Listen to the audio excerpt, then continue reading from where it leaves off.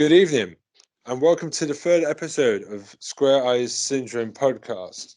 I'm Ben Gilman, and as always, I'm joined by Tom Hill. Hey. And Troy Salmon. Hey, what's up? Hey, man, how you guys doing? Very well, man. Yeah. You're all keeping safe indoors at the moment?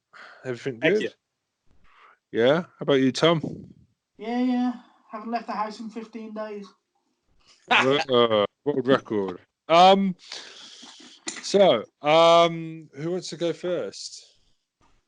I don't know, any of you? Well, I think I went on first last week, didn't I? So, you guys. Is it okay? I'll go first then, because I have a few things. So you may notice. Stop me if you notice a theme this week. Oh damn! Okay, go. Okay. So I'm going to hit some nostalgia today. I've gone. Oh wow! All right. Yeah. So you most probably figure this out in about 5 minutes. So anyway, first episode.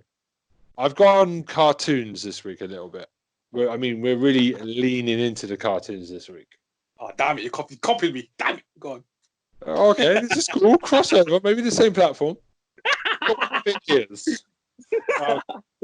Mighty Ducks. I'm intrigued.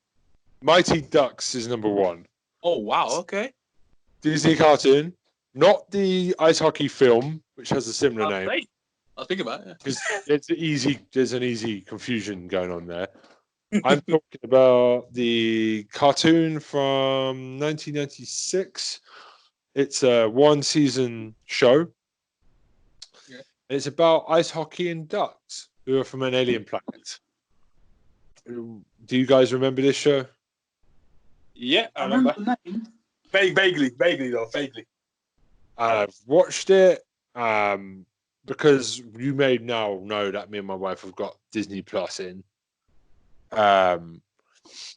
So basically we've been because for her in Japan they didn't have what we had in the UK at least, all the Disney TV shows in the Saturday morning. She just knows the films. So I've been using Disney Plus a lot this week to try and see how good value for money it is.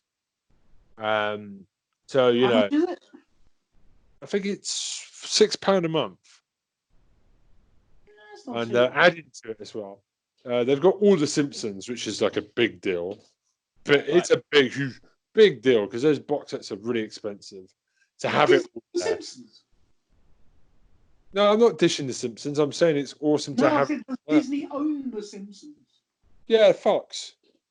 Oh shit! Yeah, of course. Because Yeah, I remember they only now. Yeah. and they're talking about Family Guy coming over. Family Guy aren't coming over to Disney. That's not happening. Family Guy on Disney. Like, no. No way. That's a big fake rumor. But basically, Mighty Ducks is it's okay. Nostalgia glasses. Some of the dialogue just makes me go, I like this show, and a little bit of my soul just keeps dying. Rescue Rangers, still one of the greatest theme tunes of all time. Rescue Rangers. Sorry about that. It's no Rescue Rangers, correct?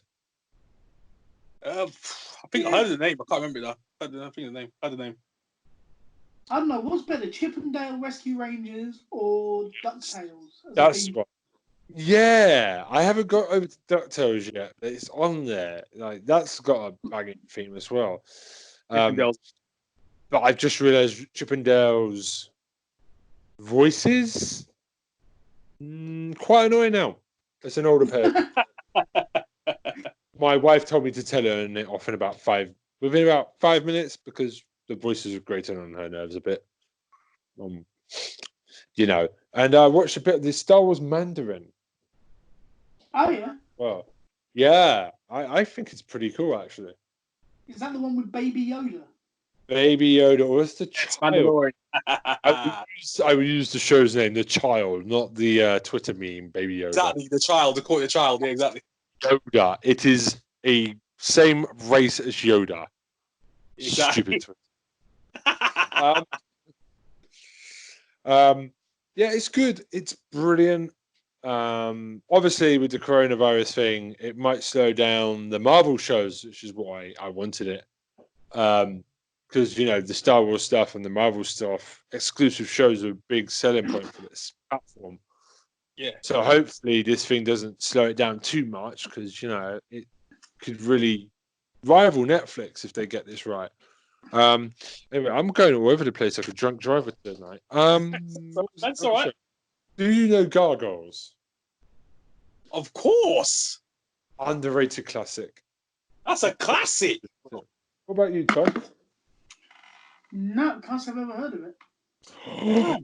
What? Tom, can you please turn off your microphone and walk away from the podcast? Thank you very much. No, I'm joking. No. If you get Disney Plus, though, sir, please check it out, because it's quite a mature. Troy, you know what I'm talking about. It's a very mature show What's it for called? kids. Gargoyles. Gargoyles. Yes. Yeah, Gargoyles. Yeah. No, It's fantastic. It's very. It's got quite a big cult following since internet. I used to have the figurines. I used to have the toys. Yeah, that's quite a good show as well. That's about gargoyles who get transported from olden times into the modern, 1998, if that's called modern. 22 years ago, Troy. How old do we feel now? It's pretty decent storytelling for kids. Actually, for adults as well. Actually, it's a lot more violent than I remember. Yeah, so it was a more adult type show, innit? It was more like towards the evening they used to show it. Also, the X-Men, because obviously Fox is now owned by Disney. I've been watching that, and it's nostalgia. Tom brought up the DuckTales and the Rescue Rangers theme tune. Yeah, that violin going. It's just class. I got the box set right now. I got the box set right in my house. Ah, mate. Goodbye, box sets. I mean, I was watching this before I went to work this morning in my pajamas with a bowl of cereal, and I felt like I could be transported back to my childhood in my pajamas watching this on Saturday morning television. The minute that theme tune hit. Oh my gosh, the feels when you hear that tune. Oh my days. We used to sing it at school, that theme tune. Oh my god. Yeah, it's the proper theme tune. I mean, it's an absolute smasher of a song. And I finished the end of the effing world. I'm not going to say the F word because we're trying to keep this podcast PG. PG. Sorry about Do you remember first episode I talked about a comedy about a serial killer and his girlfriend? Yeah. Well, I have now finished the first season. I really, really loved it. It's a bit screwed up, but it's what I think British comedy should always strive to be. And my wife still doesn't get it. I don't think she's looking for a happy American style comedy. Not that there's anything wrong with that, but that's not how we do it here in England. We're depressing bastards, aren't we? It ended well, but I don't see how you can do season 2. They're going to have to change the characters for season 2, I think. Or end the effing world. Yeah, but my thing is I've heard but like I said to you 2 weeks ago, I've heard not very good things about season 2. I've heard a lot of bad stuff about season 2, yeah. Which makes me worried. It's on all 4, but I'm a lazy sod, so I'll let Netflix bring it over to their service first. I can't be bothered to go watch it with Channel 4 player and 400 adverts. Seriously, I could do so many things in those 15 minutes when I'm watching adverts, bro. You have no idea. Oh my gosh. Gee, oh my god. Oh my god. Go on. Yeah, go for it. Your turn, Tom. Go on, Tom.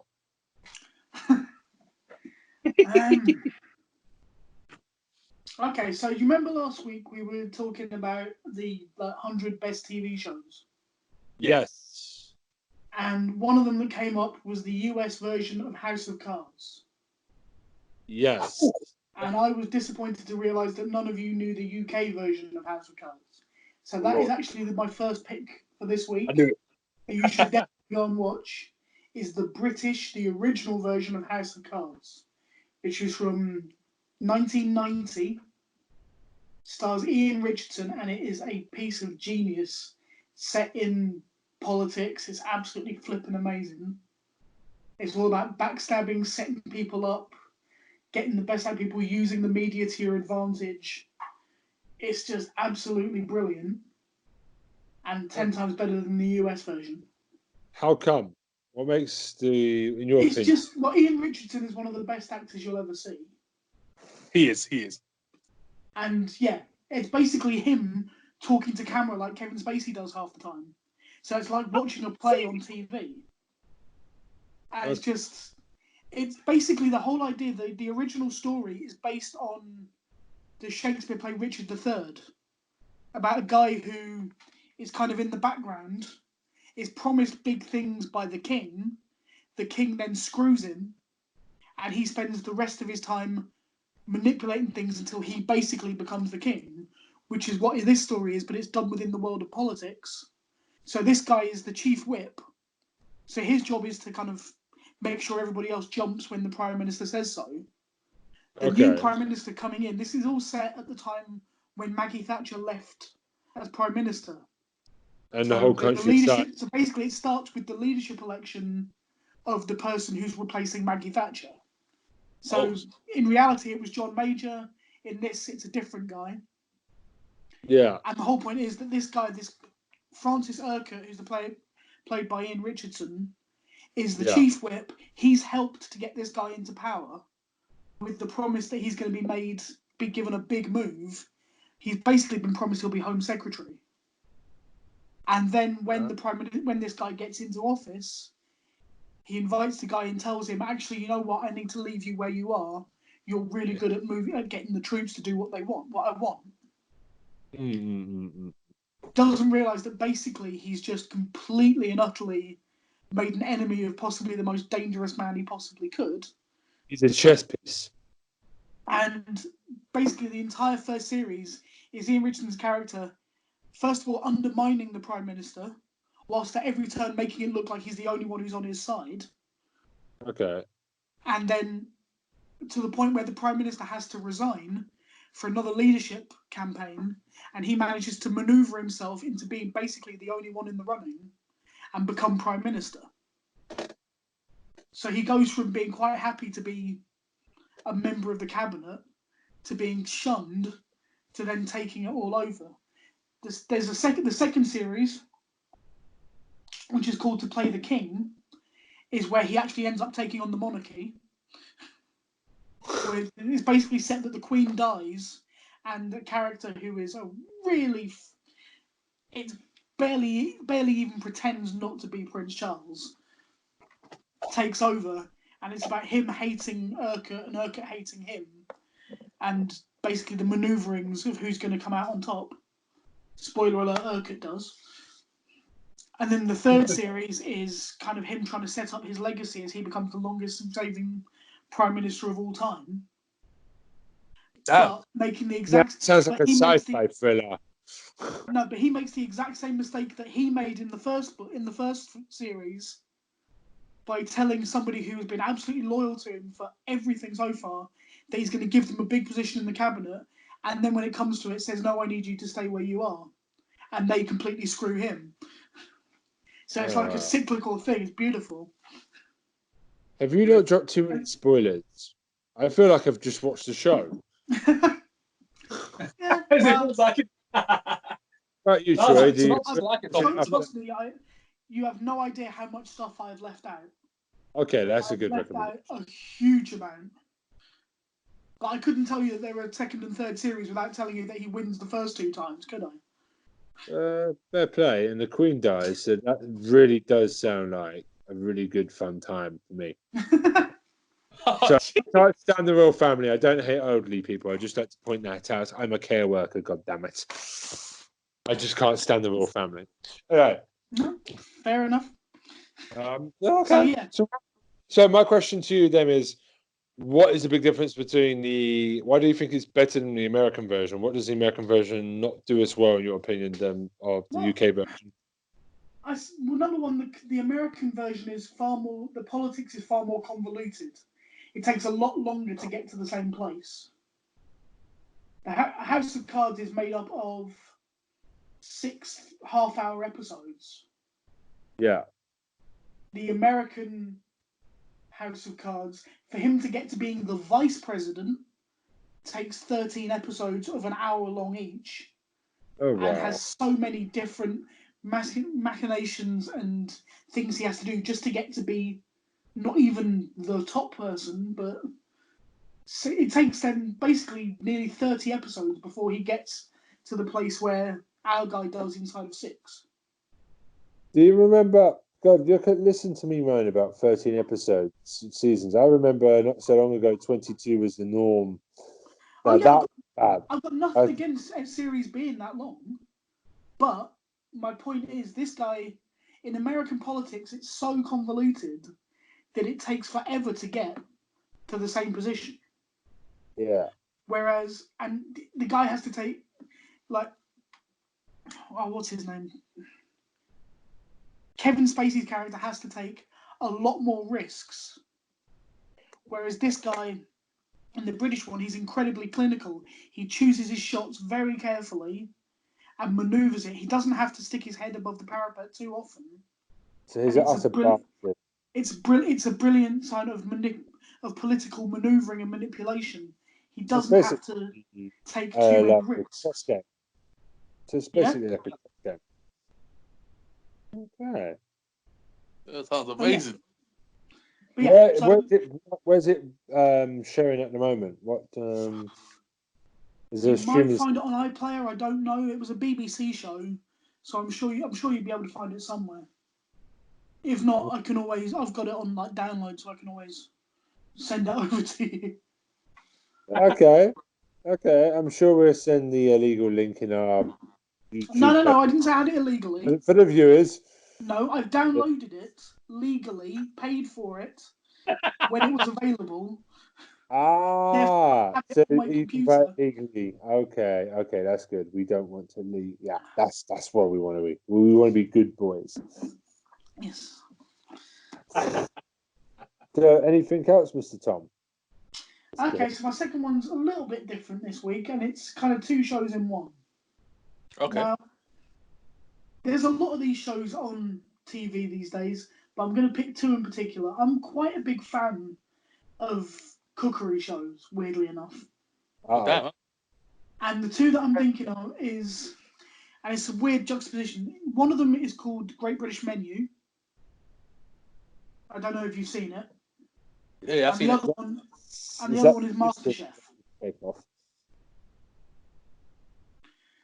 And the thing I kind of like about it is Great British Menu is really talented chefs competing with each other to get to a banquet. And it's interesting that they're just really matter of fact. This is what I'm doing. This is how I'm doing it. This is why I'm mixing these flavors together. Da, da, da, da, da. Whereas MasterChef, which is a load of amateurs, are so bossy and so pretentious. And the presenters, and that's just the presenters, mate. I mean, I want to slap the 2 MasterChef. No, don't get me. John Turode is a good chef, and his opinion matters. Unlike that bald greengrocer who stands next to him and goes on about flipping puddings. So, I'm going to drop you an exclusive. He came into where I used to work at a supermarket. He came in once. I could tell you right now, he's a Class A pillock. I know. I've met him as well. I met him at John Turode's restaurant, and he was being a Billy Big Bollocks, and he's an idiot. Yes, he doesn't have any big bollocks. But yeah, I mean, one of the other things, and it's just a personal thing for me, is first of all, I like MasterChef because these guys are having a go. But like I say, it's so pretentious in comparison to these guys who are professional chefs who are just, I'm doing this, bam, bam, bam, bam, bam, and are just skillful. Yeah. And then you've got these people who, I'm doing a whatever the hell it is, reduced wine jus and bollocks like that. Sorry, pardon my language. That's okay. Just doing stuff like that. And one of the things that I kind of enjoy doing, and it's just a personally perverse thing, especially when I'm watching MasterChef, is to be having my dinner of something really basic like beans on toast whilst watching these people sweat their asses off trying to make something that then gets told it's crap anyway. So yeah, that's just a personal thing that I enjoy doing, and it's the reason why I watch MasterChef. But isn't it sound like every cookery show ever where they bitch and moan at the food? What's the difference between this and everything else? Well, it's the pretension of it. It's like I said, I mean, I'll be sitting there eating flipping beans on toast. If I was on MasterChef, I'd have to describe that as haricot beans in some kind of sweetened passata sauce on toasted rye bread or some shit like that. That's the way I'd have to describe it if I was doing MasterChef. And I just avocado. I'm one of those avocado haters. Jesus Christ. I can't stand the avocado. Can't stand it. I like it with salmon, but my wife's Japanese, so it's decent. That's the only time I've ever liked avocado. On its own, I can leave it. Fair enough. This is a cooking corner brought to you by Square Eye Syndrome. But anyway, yeah. So food cookery shows in general, but particularly Great British Menu, which is brilliant, and MasterChef, which is unbelievably pretentious. Or Master Twat, as my brother once called it. If you're describing the presenter, then I'm 100% with you. Because he looks a bit like Keston Blumenthal, and you would, if you saw him in the street, you would go for him, wouldn't you? So basically, that leaves Troy. Mm-hmm. Unless Tom has anything else. No, that's me, man. Okay, some good choices there. Cartoons and cooking. I like it. I like it. So, Mr. Fish, what do you have? Okay, so I had the first one of the anime. It's called Medabots. I don't know if you guys have heard of it. Nah. Nope. Okay. I've heard of it. Heard of it. Trust me, this show is actually probably my funniest show of all time. This show right here, Medabots. Yeah. We're like, what? Right. But this show, oh my goodness, basically it's about a world full of like robots who are in servitude to humans. But at the same time, they use them for fighting as well. So it's like a robot fighting show, almost like Robot Wars, but the anime form. And there's this main character called Icky, and he's got a robot. It's called that Medabi. And this show is just so insane because all this stuff is happening. You got assassins in here, you got people trying to steal robots, trying to steal parts, and the humor in this show is A1. Cannot be the show. It's just the most simple idea for a show, just like literally just AI robots, and they'll fight each other in a ring. But it's amazing. That's what I can say about it. It's so good. Yeah, it's so good. It's just simple, but if you've got any time to just check it out, it's amazing. Medabots. It's based off like a computer game as well.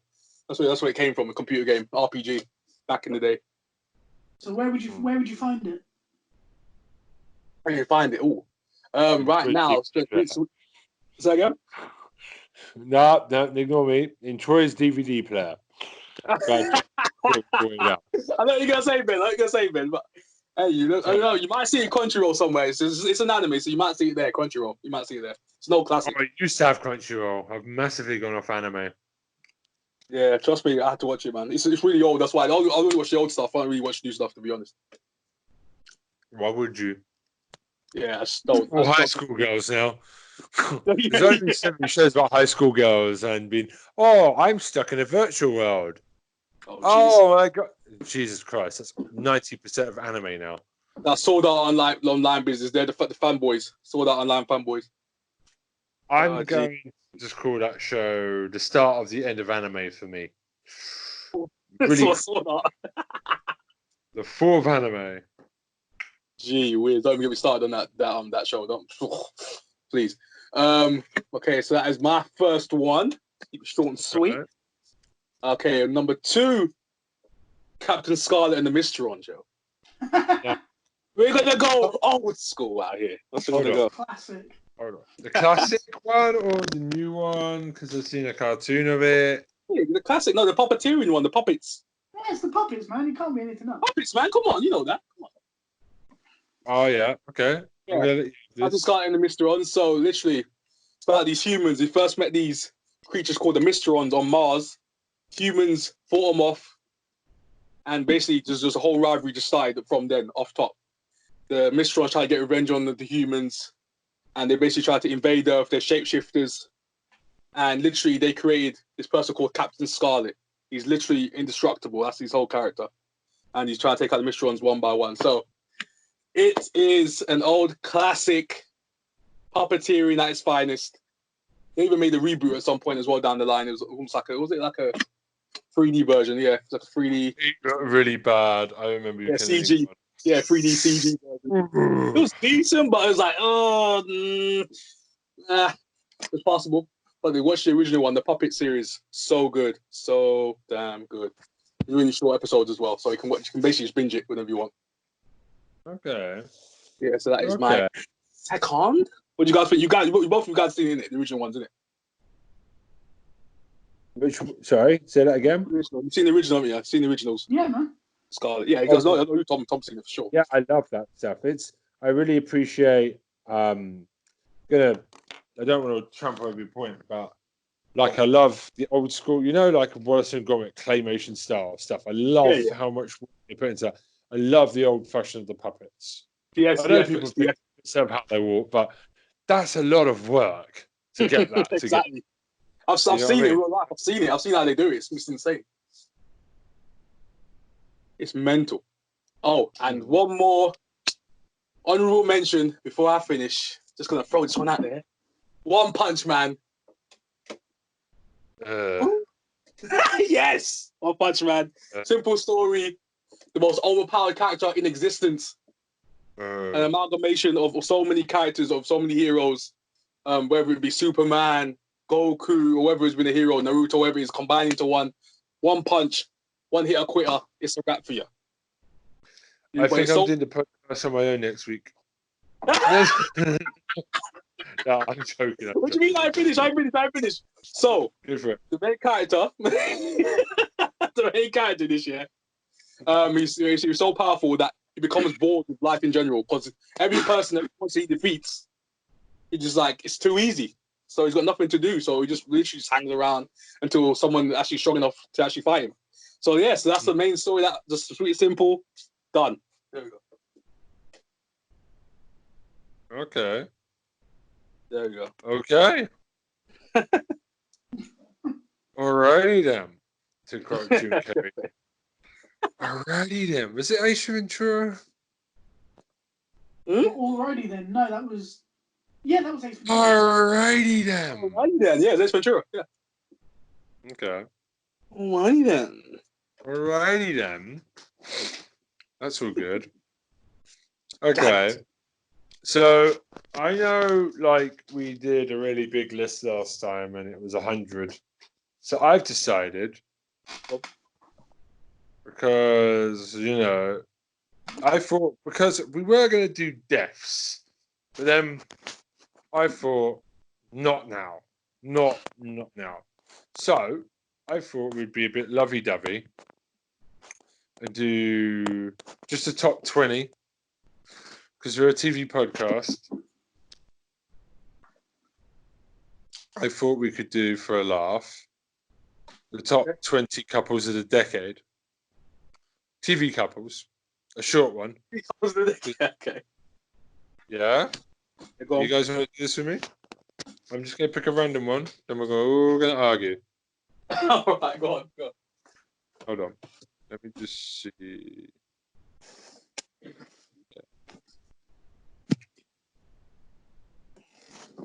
Okay.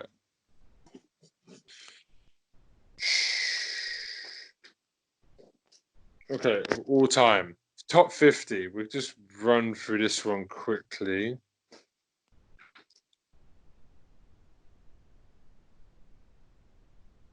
Has anyone watched the Wonder Years? Yeah. Kevin and Winnie from the Wonder Years. Does that ring a bell? I've never watched this show, so I can't speak for it. It's really old school. But dang, couples, what the freak? I don't know about that. Eesh. I don't know any of these people. Monica and Chandler. Now, I want to bring up Frisco on this subject here. See, I'm not going for every one of them. Monica and Chandler. Some people would say that's where the dip in Friends happened. Right there was Monica and Chandler getting together halfway through the series. What do you think? You could probably say so. Yeah, I'll say so. Yeah. What do you think, Tom? I don't know. I kind of agree because I still stand by that the fourth series of Friends was the best. But Yeah. I like Monica and Chandler as a couple. What's the name of that British actress that I can't stand? She's in Cuckoo as well. She's not funny. She's like a drunk mum. Yeah. Wedding disco. Just too many wines, you know. Oh, Cuckoo went off the deep end when the guy went. That was it. Cuckoo. I kind of miss Chandler from the early seasons where he was just a sarcastic motherfucker. Yeah, just straight out. Yeah, annoying. I loved him. First couple of seasons. He was like so British in many ways, just always constantly being a prick. And I loved him for it. And then he just lost his claws to Monica. She turned him into a house cat. He was never the same again after that, man. Got soft. Very soft. Homer and Marge from The Simpsons. Well, you can't argue about that, really, can you? You can. He's a terrible husband. Well, it's iconic. Oh, he's a terrible husband. But, you know, he's the best character. I mean, when they launched The Simpsons, he turned into... he was basically... Bart was the main character, and then they realized, actually, no, Homer's a better character. Yeah. So, yeah. But yeah, I'm surprised he's managed to get to 3 kids and they're still not divorced. You know, favorite moment of Homer and Marge? Favorite moment. Damn, that's hard. Don't know, man. I really liked before they had kids, because they did a couple of origin stories before they had kids. I always appreciated those. Yeah, I was good. But I found out because we're going to do a massive Disney Simpsons watch from episode 1 on Disney Plus. First episode was a Christmas special. Interesting. Santa's Little Helper. Because we're watching these in broadcast order. Very interesting. The first one is Christmas special. Interesting. 10. Marshall and Lily from How I Met Your Mother. Now, I have to say, because this show is the more modern Friends now. Yeah, basically, yeah.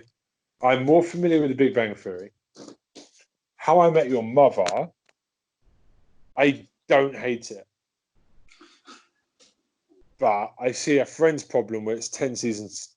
It doesn't need to be that long. And I can see it not being funny later on. It went on too long, to be fair. It's going on way too long. But I've heard the last episode is really bad.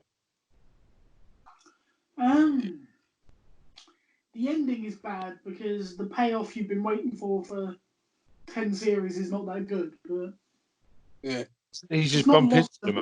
It's not lost levels of shitty payoff, but it's nothing is. I mean, the season 12 episode of Doctor Who is even better than the last thing. God, thanks for season 12 episode of Doctor Who. The last episode of season 12 of Doctor Who. That is maybe one of the worst finales I've ever seen. But Lost, man. Which one is that?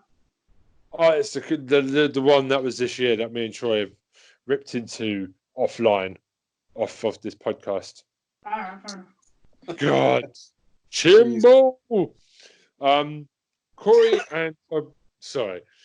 Corey and Topanga from Boy Meets World. Oh my God, classic. Girl Meets World? Is that a sequel? I've never heard of Girl Meets World. Yeah, it was a failed attempt to. Yeah, try to be a spin-off or something. Is it the Joey? Is it the Joey to its friends? It's essentially that, yeah. Well, yeah, basically, yeah. But yeah, I'll take that. That's a pretty decent show from America. The next one, Fresh Prince of Bel Air, Phil and Vivian. Yeah, until they change the original Vivian, yeah. In fairness, that No. was a strong marriage. I love that. I love the fact that Fresh Prince of Bel Air's in here. That's Underrated. why they changed actors halfway through. Exactly, just ruined it. Is it the definitely Uncle Phil is the same guy the whole way through, right? Yeah. Uncle Phil never Yeah, changed. yeah. The wife. There was a contract dispute, and Yeah. the woman who played the mother for the first few series didn't get on with Will Smith, and basically he just went, "We don't need you. We can replace you." Will Smith's That was like it. a really this one makes me laugh because it's Lost. Would you like to guess which couple from Lost are on this one? Ooh. Damn. Because it was known for its riveting romance. I don't think one of them. Actually, I can think of one. Charlie and the Australian girl was pretty sweet. That was the one I was going to pick. Yeah. Yep, Son and Jin. Who's Son- that? Sun and Jin, the two Korean. That was a Yeah. screwed up relationship. How Yeah, is this- that like? Crazy. It's Yeah. going to be the all-time best one. Come on now, silly list. Willow and Tara from Buffy, though, yes, definitely. When Tara got murdered, straight up jaw dropper right there, like out of nowhere, just a straight boom, gone. Definitely. Death came out of nowhere. I was like, what the hell? She got shot. I was like, what? So I think that's why it worked so well. Is because it was more just out of nowhere. There was no build up to it, no obviousness, just kind of like boom, dead. I think I'm still not over it. I still want to throttle Josh Whedon for that. It will never heal. Sam and Diane from Cheers. I agree with this one. That's a good one. Yeah. Yeah. You know, it's the classic will they, won't they? Yeah. Roseanne and Dan from Roseanne. Okay. Yeah. Less said about that, the better. Exactly. We're just devoid. It's got Yorkie and Kelly from Black Mirror, which is San Jupiter. That's a one episode. Is that really going to be good enough to get on here? Yeah, that's weird. That was weird. That yeah, exactly. I mean, that's a one. I mean, it's a great episode. I love it, but it's a one episode thing. That's a bit weird. I'm just going to leave that there. Kurt and Blaine from Glee. What? What the What's a Glee? Oh, I know what a Glee is. Glee? Oh my god! Is Kurt the? Oh, I know Kurt. He's the one that has interest in Just Choice. He's the gay character, isn't he? For season 1. I think I've seen him. He was quite. I do remember him being very funny. He was one of my favorite characters. To be fair, he was one of my favorite characters. Him and the cheerleading coach. They got the best lines. Just absolutely hilarious. I never got on him and the black girl. It was so funny because she always liked him, like Kurt, and Kurt pretended to be straight. So that dynamic was the best for me. Them two, him and black girl, was the best. Okay. I loved it. That part I loved it. After that, I dropped off. What about you, Tom? Not going to comment because I've never watched Glee and I never plan to. Glee, watch the first 3 seasons. It's amazing, yo. I know what I've just seen one on here that I didn't talk about.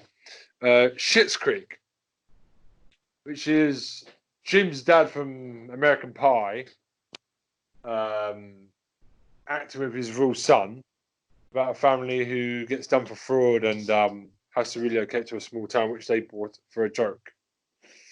And it spoiled a couple for me. Lovely. I'm not going to put the names out.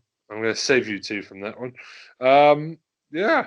And that's it. There's other ones, but I don't know them that well. Mulder and Scully. Oh, X-Files. Yeah, number one. Number uno. Numero uno. Scully. There's a lot of shows on here that I don't think really best of all time. Yeah. No Ross and Rachel. No Buffy and Angel. Is there any glaring omissions? Because I've gone with the ones that we would all know. Really, I've cut it down. Yeah. Who else are good couples I ever know? What it shows?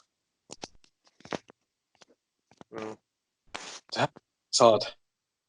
Couples. I don't really look for couples in my shows, really. But yeah, it happens. It happens. well, me and my wife are still the best couple of them all. Sorry, ego trip. Sorry, my bad. This guy. Oh my god. Sorry, my ego. I'm putting it back in the shadows. I'm sorry. Yeah, it's going away. Put it away. Okay, so that's the end of this episode. But we've had some subscribers. We've had quite a few views happening. So please keep it coming, guys. Give us feedback. Let us know if you enjoy. Please hit that subscribe button and share us all over your Instagram, your Facebook, everything. Because we really would like to. Eventually, when we start getting email questions, I'm going to set up an email next week for the podcast so that you guys can send us questions and we'll read them out. It'll be fun. And also, after every 3 episodes, we do a special historical look at our complete old show, which is completed, which means it's not getting any more seasons. We were originally going to do a show, but after much discussion, we decided, one, it's too soon. It has to be at least 3 years old and definitely dead, like for us to review it. So it can't be a recent show, which we're not going to say what the show is because we don't want to spoil it. And we don't want you to hate this show that's the replacement of. So we have decided, because we also all have to seen the show so that we don't spoil it for each other. The first one up for the historical look back is Being Human, which is the UK version, not the US one. It's an underrated classic, and I think we're all looking forward to dissecting the whole run. We'll go through the whole thing next week. We're not going to say any more than that. I will save my thoughts for them. You guys looking forward to it? Heck yeah, I'm ready. Yeah, I'm ready. It took us half an hour to figure out the first one. So it took a while, guys. But we have got a couple of shows which some of us need to finish up seasons to get to be able to watch. So we've got a whole month to fix the second. Anyway, thank you for listening, and I'll let the other two say goodbye first.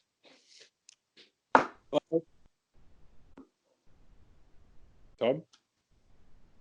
Yeah, bye. Okay. Thank you. Good night. Speak to you guys next week. Cheers.